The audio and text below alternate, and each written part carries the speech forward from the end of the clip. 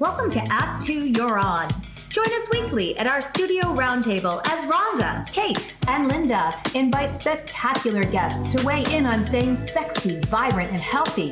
Launch your next great act with authenticity and purpose. Summon your courage, superstar, and step into the limelight. So grab a coffee or a martini and let's set the stage for a grand entrance. It's Act 2. You're on. Greetings, friends, and welcome to A2YO Act 2 You're On, a community of change makers igniting personal and societal renaissance through inspirational conversation and purpose-driven topics. I'm Kate Levy, and I have the great pleasure of podcasting with my dear A2YO co-hosts. And I'm Linda Ty. And I'm Rhonda Garvin-Conaway. We are also joined by our very talented production team, Susan, captain of My Soul Nagel, and Kathy, Believe You Can, and You Are Halfway There, Carswell. We're so happy to have them with us.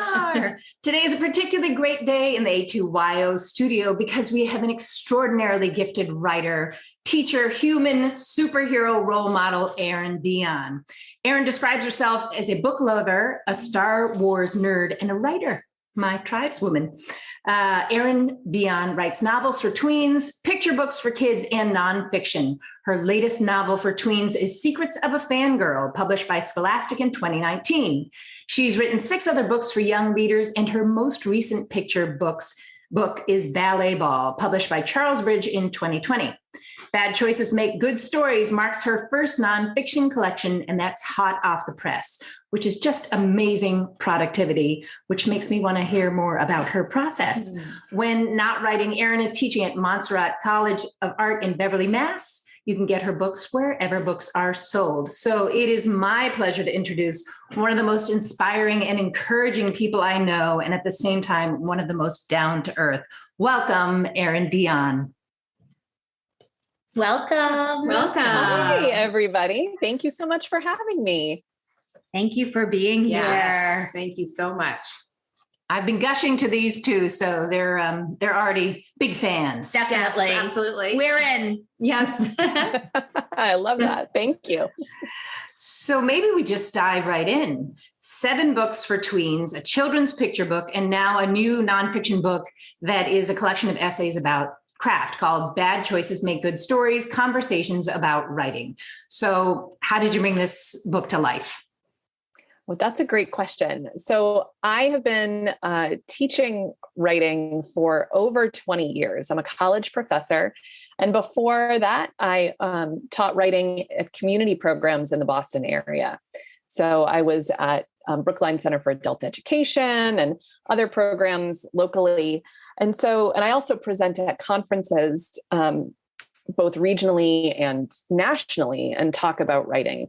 So I've been doing this for over 20 years. And it occurred to me, as we've all been in the pandemic during 2020, that maybe it was time that I take some of that stuff that I've been talking about and actually write it down. Mm-hmm. And I didn't think it would turn into a whole book.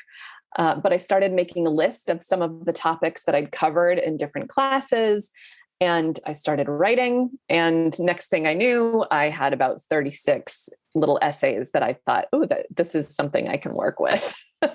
I've taken 2 of Erin's classes through the Writer's Loft in Sherburne, and has deeply influenced my ability to write and to edit. I think you taught me that not to worry about writing, being perfect as we're going, just to get it out. Don't go backward, but to just keep moving forward. And that was a huge tip for me. And it makes me think that must be part of the secret to your productivity, because you were published, well, just from what I've said, 2019, 2020, 2021, and you're a college professor and you're a mother, et cetera, et cetera. What is the secret to your productivity? I don't think that there's any secret as much as it is. I love what I do, and I make time for it. And I think that's that making time piece, no matter what it is that you love to do, that's the hardest part. And so once I decided that I was going to commit to my writing career, I really had to sort of sit down and look at myself in the mirror and commit to the time that would take. And, I have 2 kids. They were home during the pandemic. They're still young and school age. And so it's always been a struggle to make that time. I don't like to use the word find, because you really can't find time. You have to make it, you have to take it. And so I've gotten more and more consistent with the time that I make for my work. And the more I do that, the more effective it becomes for my output. Yeah, I like in all of your classes, but also in your writings and articles. I so appreciate hearing your process, but you are always respectful and encouraging to people who have completely different approach to writing, because it all works. Yeah, the thing is, there really is no one prescribed way to write anything. And part of being a writer is figuring out what works for you. So my goal always as a teacher, and I'm so glad you picked up on that, Kate, is to give people the tools to try to figure out what their process is. And that's not always an easy thing to do. And it can be really frustrating. But ultimately, the more things you try, the more things you figure out that work for you. Yes, Amen. That's so wise. And that's a perfect segue for something I've been thinking about personally, but that I think you had sort of had in mind coming to this conversation today, which is this. Is it ever too late to start writing? So this is something I hear from people all the time. Like, I want to write a novel, but I don't have the time. Or I want to write my memoir, but I don't know how. I'm too old. I'm not in school anymore. And the good thing is, it's never too late. You can always start. And, if you don't start, you'll never get that idea out. You'll never get it on paper. And why not try, right? Why not take that 15 minutes to sit down and put your ideas on paper, or put fingers to keyboard and let it fly, see what comes out for you. As long as you are willing to try, you can do it. The words mount up, 15 minutes at a time. And that's all that you really need. So what if you're, I love that. It's always great for us, especially at A2YO, because we're talking about your second act, and it's never too late to start anything. But if you're somebody like me who thinks, I'm not even sure if I'm good enough to write. I'm an artist. So I went to the Mass College of Art, and I remember my painting teacher used to say to us, a monkey can learn how to draw if you just give him time to do it. And he used to feel really insulted, like, well, what do you mean? We have all this talent. And so I'm just wondering what your thoughts are on that. So I think that, the great thing about where we are in the world, literally and figuratively, is we are a literate society. In America, it's something like 98% of people can read and can write. Are you going to be able to set pen to paper and write prose that is, beautiful and flowery and ready to be published tomorrow? Probably not, but that's okay. If I picked up a pen and tried to draw, I'm not an artist, right? That's not a skill that I have. But like anything else, the more we do it, the more comfortable we get, the better we get at it. And then also there is a component of learning and understanding how to revise your work. And that comes again with the practice. But I also think it's different for somebody who wants to pursue publication versus somebody who is writing for themselves personally in a journal. Like, that is still, I keep journals. I've done that my whole life, since I was in elementary school. And that's also a really valid way to tell your stories on paper, tell them to yourself, right? You don't have to share them if you don't want to. So, we all certainly can. And the more we do it, the better we get. And the more you read, the better you get at it too, because you learn how to tell stories. You see how other writers do it in their work, and then you try to emulate that in your own. Yeah. And you don't have to be published or make money to get to call yourself a writer. If you derive joy from it, then you can claim that title.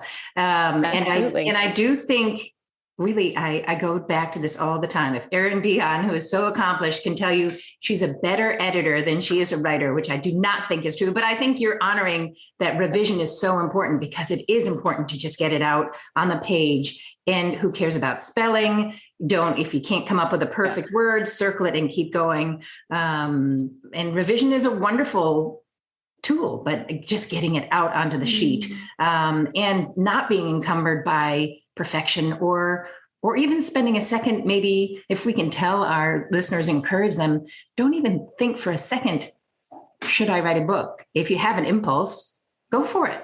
Yeah, absolutely.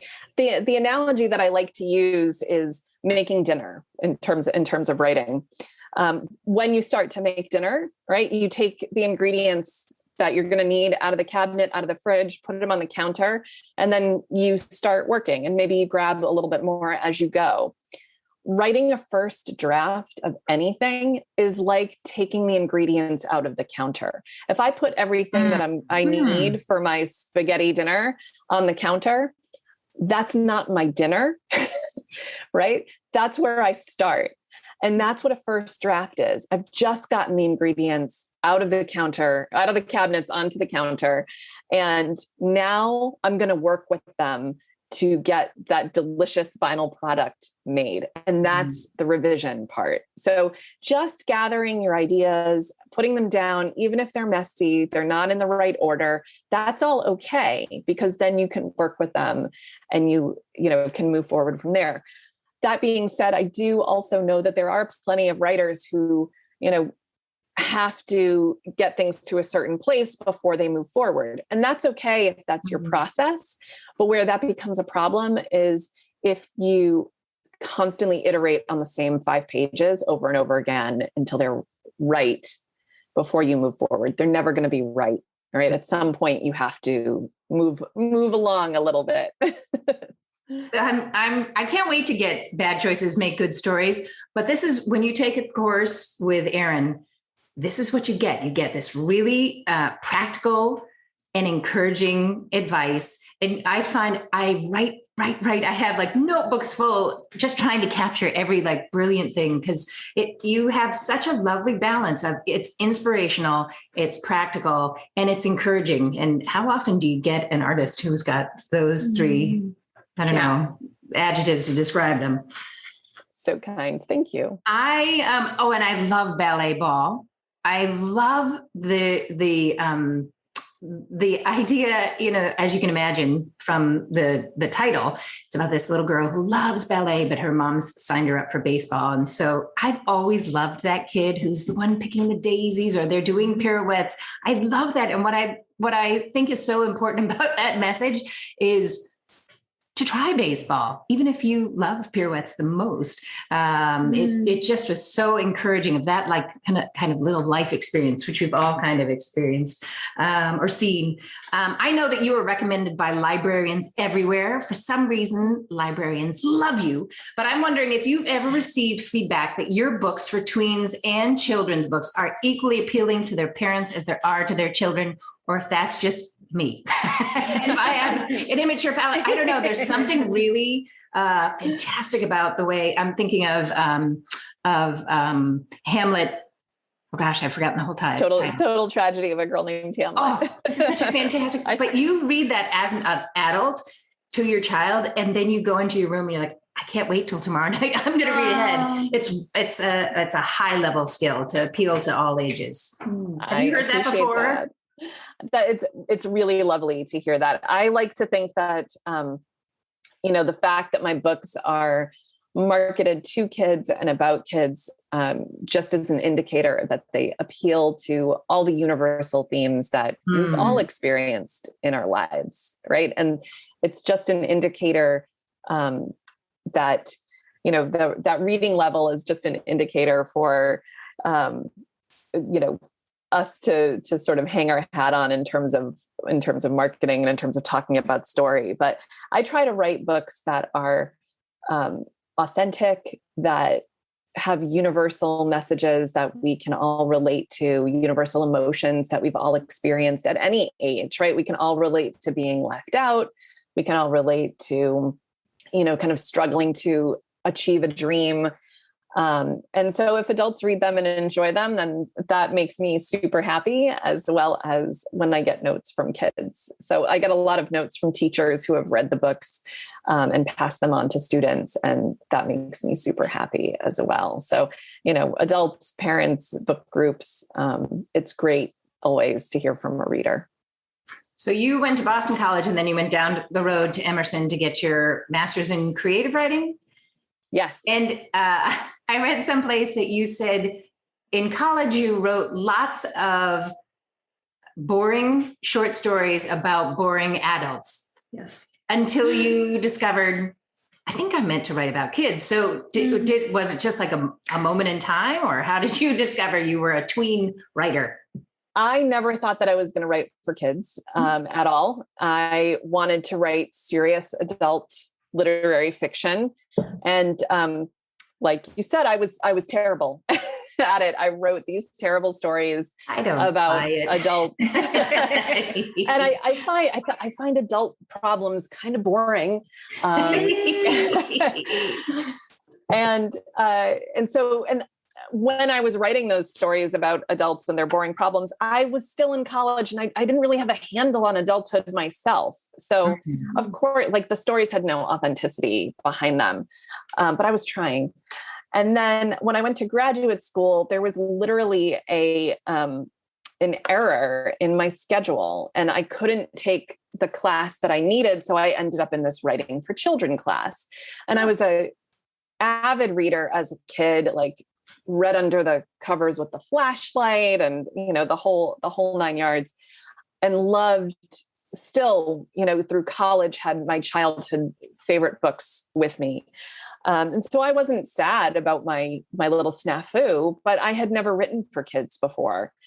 And when I got into that class and tried, it was like the heavens opened and the angels were like, oh, like this is what you're supposed to be doing. Like all of a sudden I had a handle on it. I realized like there are so many stories in childhood that I could tap and mine and explore. And for me, it was really easy to fall into that voice of that 8th grade, middle school, awkward, self-conscious years. And so that was it. It was just really deeply resonated with me. And I am so happy. It's such a privilege to write for kids because they are just the most enthusiastic readers who, when they love a story, they just love it with their whole heart. And I just feel really fortunate that I've gotten to connect with so many kids through my books. Thank you for sharing that. And I think we all can relate to that feeling when we're doing what we're called to do, that it does feel like this ecstatic moment and there's synergy. But sometimes our process bumps into other things. And in your book, you have an excerpt entitled Go Forward, and you talk about fear. Could you talk a little bit more to our listening audience about the relationship writers have with fear and what to do when we encounter it? Oh, totally. And I don't think it's just writers. I think it's anybody who's doing any kind of creative work or work where they feel like they're putting themselves out there or trying that new thing, right? Like stepping into that new role that they're taking on. Fear is real, especially as an adult. You're always second guessing your choices. When it comes to writing, there's a lot of moments of fear, right? Like I can be super excited about an idea that I have, but when I see that blank page, it's like, I've never done this before, right? How do I make a book? I don't, and a lot of times for me, the only way that I know that I can do it is, well, I've done it before. So I'm going to figure out how to do it again. Sometimes there's fear when something is done and you're going to send it out into the world and get people's response. It's like putting your heart on your sleeve and, people can leave comments and write reviews about your work. And you have to sort of be prepared for how that is going to feel and how you're going to approach those things. There's also fear of rejection, right? Like just in general, what if I send this out and nobody likes it? What if I can't get an agent if you're trying to publish it? What if nobody buys it if you publish it yourself? So there's all these points where you can stop, right? Where you can, I don't want to say give up, but where you can decide like, nope, the fear is going to win and I'm just going to hole up in my shell. But if we do that, right, we never get to take our thing all the way to fruition, right? As far as we can take it.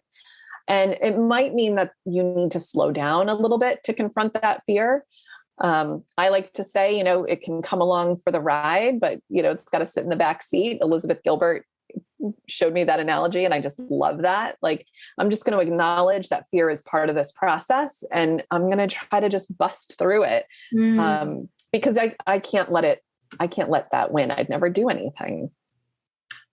For any undertaking that is human, whether you're writing, you're singing, or any creative endeavor, that's a great little nugget. Hello, fear. Yeah. We know you're here, but you're not driving this. Thanks for sharing, but I'm going to want to do anyway. Yes. So, I think it's really fascinating that you had the breakthrough with writing for tweens, for middle school, because I feel like somewhere along the way, when we're children, we're not born with it. Somewhere along the way, we learn to have these fears and we learn to have these insecurities, and we carry them into adulthood, and we let them dictate, if we're not aware of it, how we live in the world. So I love that you, in a way, writing children's books, but adults are going to be reading it too, and we can all relate with our kids and ourselves.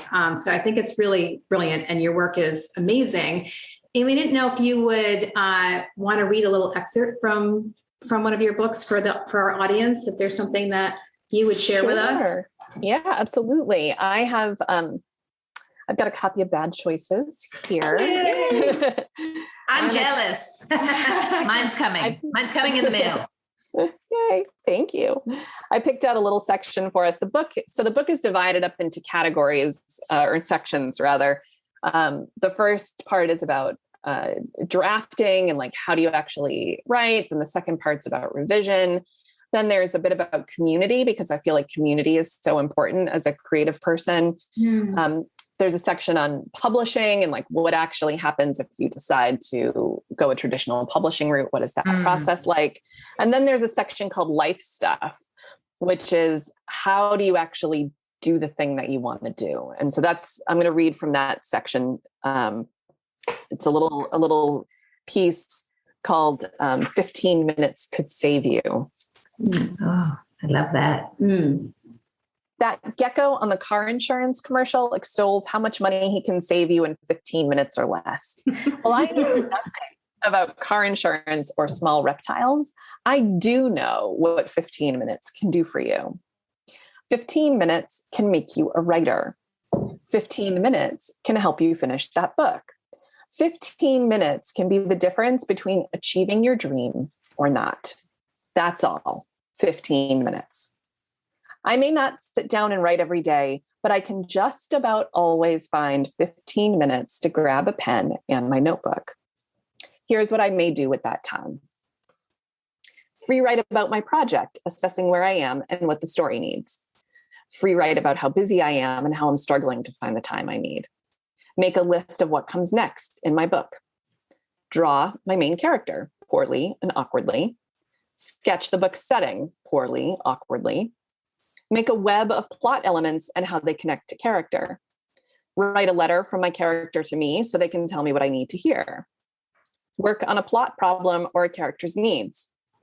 Make a continuity list so I have the names of classes, school, places the characters frequent, eye color, hair color, etc., all in one place. Plan out my writing time for the rest of the week. Reread other things I've written in my notebook. These 15 minutes keep my head in the world of the story, which helps maintain momentum. Writing when my kids were infants and preschoolers, I learned quickly that I couldn't wait for a muse or a large, uninterrupted stretches of time to do work. That was a luxury that my first colicky, cranky kid wasn't going to afford me. I had, right? I had to work when I could. And sometimes it was only for 15 minutes, but that's enough if you do it regularly. If you use your 15 minutes on the days when you can't carve out extra time, there's an internal pressure and eagerness that builds and builds until you can't wait to sit down on Saturday morning or Thursday night or Wednesday afternoon. Am I always doing this every single day, 100% of the time? No, I forget. I stop. I fall out of the practice. But when I'm doing it, when I get back on that horse, I am always reminded of how easy it is and how good it feels and how much easier it becomes to work on my book. There is no other way around writing except to write. There are no shortcuts or ways to circumvent this process. We must sit and write one word at a time. However, there are ways to make the words come a little faster, a little easier, and to make those larger swaths of time that we do have available more effective. Taking even 15 minutes to work on your craft and get into the world of your story pays huge dividends. Your car insurance, that's a whole other issue. Well done. Oh, That's great. That's so great. powerful. Yes. And I think that works for anything, any endeavor that we Yes. want. We have to take those 15 minutes and use them in whatever capacity, whatever undertaking, whether you're drawing, if you want to work on your drawing skills, you sketch for 15 minutes. You do warm-ups and scales if you're singing for 15 minutes. Plan your business for 15 minutes a day, right? That is what we need. You need to invest in yourself in order to make that dream happen. Yes. The power of a practice. Mhm. I love it, and tailor it to where your love is, which you had spoken about earlier in our conversation. Now, this is a part of our show that we love to call like the golden nugget. I don't know that there can be more. You've already offered so many, but in addition to other things you've shared, what might you offer our audience about the important things that they could hang on to or that you rely upon at points of transition? What's made a difference for you? I love this. And I'm so happy to share my nugget. So for me, the most valuable thing at all different points in my life has been a notebook. And I carry a notebook with me. I have literally a stack of 4 of them right here, so I can show you all the different ones. And we are all eagerly writing right now as you say that, the notebook. I mean, yeah, oh my goodness, keep going. That's amazing. And so the reason why, I feel like a notebook is such a powerful tool is, forget even just having a notebook available as a creative writer and a place to work on my story, but having a place where you can jot down all the million things that are going on in your head, in your life, where you can plan, where you can, assess, stop and actually assess how are things going right now? What am I afraid of? What's the thing that I have to do next that I maybe don't want to do, but I really need to do? And doing that on paper, I find to be really powerful because it gets it out of your head. It makes it more concrete. And then you can apply it in a different way. And, I think we've all heard over and over again, the power of writing down your goals and having a concrete image of them to remind you and to focus on. And what better place to do that than in your notebook, right? So having a notebook that, and it can be digital, right? We're in a digital world. Some people use their phones for this, but I kind of really love the brain hand connection of paper and pen. And having that dedicated space for whatever it is that you are working on, that you need to get out and organize, I think just is immeasurable, right? We're always so scattered in all different directions. Taking that time to sit down with yourself and that pen, I think is great for anybody. Thank you for that. So much heart in your art, not only in your literature, but also in the way you teach and you encourage thank you for joining us today. We are grateful for your time, your wisdom. And I cannot, read her books, but also if you ever get a chance, if you think there's even an inkling that you might be a writer, take a class with Erin and she'll show you that you are. And maybe it feels a little intimidating or horrifying to show her your stuff. But I'm going to say, as a person who's like, I'm going to show my writing to Erin, and you'll be in, classes either through Zoom or if you ever get the chance to hear her lecture or teach live, that goes away instantaneously because I feel like you just honor the process. You love writing so much that it's not a competition. It's just about how do you encourage people to find out what they got to say, their voice. Exactly. That's very special. There's always room. It's very unique to you, I think. That talent and that kind of humility and also that ability to encourage and draw it out of others. I think it's very remarkable. So thank you. Kate. I truly do love teaching and working with writers and getting, people on the path to telling their stories.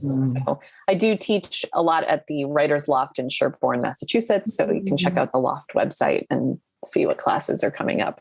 Yay, can't wait. And they have lots of awesome classes by other writers as well. I do. Lots of great writers in that corral. Yes.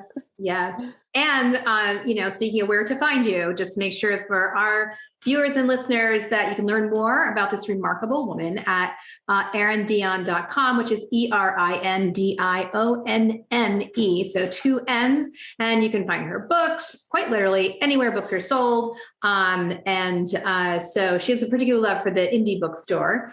But we love her. This has been really just, I don't know, what's the word? It's just filling my heart, really filling my heart. And thank you for your wisdom and your love and heart for the artistic process. It's yours is writing. Mine is the visual arts. I'm a painter and a sculptor. So I relate to a lot of it, in my art form. Awesome. I'm so excited to get my notebook. Sorry, Erin. Yeah. I'm excited to get my notebook, and I don't know, I might be in a class soon because this is really motivating. Yeah. We're going to continue to get your message out, and I hope many viewers will join me maybe in a class and reading your books. But we can't do that without getting the information out there, and that includes our producers who make this show possible. So we'd like to thank them as well right now for spending this time with us. Talented and skilled Susan Nagel and Kathy Carswell, thank you so much for bringing us to life. And so it's left to me to say thank you, Erin Dionne. And to our listeners, go forth, be brave, live well, and do good, because it's Act 2 and You're on. Act 2 You're On was brought to you by Act 2 Share Our Stage. You can find us at a2yo.com and also on Facebook, Instagram, and LinkedIn. Please listen and subscribe wherever you find your podcasts. You can support us using Patreon. Thanks for listening.